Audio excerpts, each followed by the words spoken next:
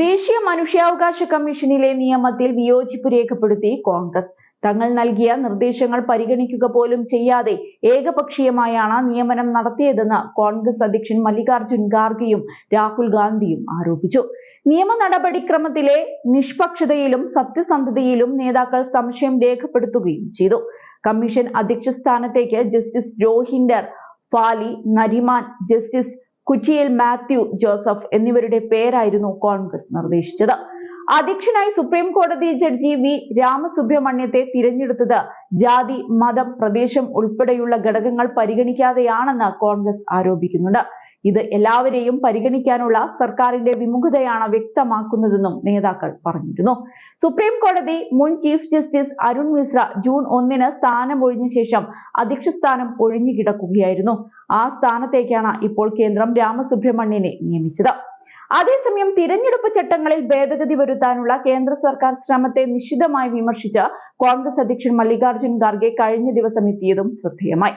തിരഞ്ഞെടുപ്പ് കമ്മീഷന്റെ സ്വാതന്ത്ര്യം കേന്ദ്ര സർക്കാർ ഇല്ലാതാക്കുകയാണെന്നും ഇത് ഭരണഘടനയ്ക്കും ജനാധിപത്യത്തിനുമെതിരായ ആക്രമണമാണെന്നും ഖാർഗെ ആരോപിച്ചിരുന്നു. തിരഞ്ഞെടുപ്പ് കമ്മീഷന്റെ അഖണ്ഡത തകർക്കാനുള്ള ആസൂത്രിതമായ ഗൂഢാലോചനയാണിതെന്നും അദ്ദേഹം പറഞ്ഞു. വെള്ളിയാഴ്ച CCTV ക്യാമറ, വെബ് കാസ്റ്റിംഗ് ഫുട്ടേജുകൾ, സ്ഥാനാർത്ഥികളുടെ വീഡിയോ റെക്കോർഡിംഗുകൾ എന്നിവ പോലുള്ള ചില ഇലക്ട്രോണിക് രേഖകളുടെ പൊതുപരിശോധന തടയുന്നതിനായി കേന്ദ്ര നിയമ മന്ത്രാലയം 1961 തിരഞ്ഞെടുപ്പ് പെരുമാറ്റച്ചട്ടങ്ങളിൽ ഭേദഗതി വരുത്തിയിരുന്നു. ഇവയുടെ ദുരുപയോഗം തടയാനാണ് നീക്കമെന്ന് പറഞ്ഞായിരുന്നു കേന്ദ്രത്തിന്റെ നടപടി. ഇതിനെതിരെയാണ് ഖാർഗെയുടെ വിമർശനമുണ്ടായത്. വോട്ടിരട്ടിക്കലും ഇല്ലായ്മ ചെയ്യലും EVMകളിലെ സുതാര്യതയില്ലായ്മയും ഉൾപ്പെടെയുള്ള തിരഞ്ഞെടുപ്പ് ക്രമക്കേടുകളെ കുറിച്ചുള്ള ആശങ്കകൾ ചൂണ്ടിക്കാട്ടി കോൺഗ്രസ് തിരഞ്ഞെടുപ്പ് കമ്മീഷനെ പലതവണ സമീപിച്ചിരുന്നു.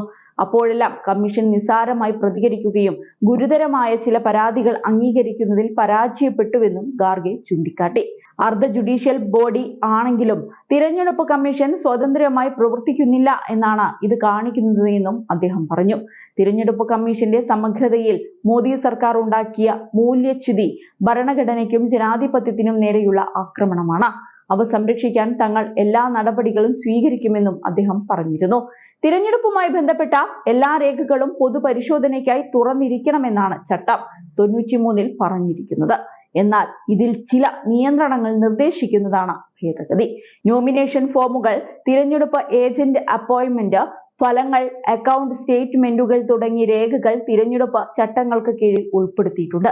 എന്നാൽ CCTV ദൃശ്യങ്ങൾ, വെബ്കാസ്റ്റിംഗ്, മാതൃകാ പെരുമാറ്റച്ചട്ട കാലയളവിലെ കാൻഡിഡേറ്റ് വീഡിയോകൾ തുടങ്ങിയ ഇലക്ട്രോണിക് റെക്കോർഡുകൾ ഇതിൽ നിന്ന് ഒഴിവാക്കിയിരിക്കുകയാണ്. അതേസമയം ഭേദഗതിയെ നിയമപരമായി നേരിടുമെന്ന് പാർട്ടി ജനറൽ സെക്രട്ടറി ജയറാം രമേശും പറഞ്ഞിരുന്നു.